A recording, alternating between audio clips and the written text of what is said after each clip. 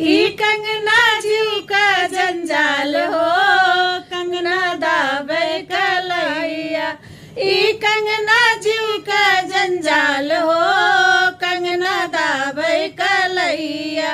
ई कंगना लेके के दीवाना, ई कंगना पे के दीवाना। हलवैया बजाज थानेदार हो, कंगना दाबे कलैया। हलवैया बजाज थानेदार हो, कंगना दाबे कलैया। ई कंगना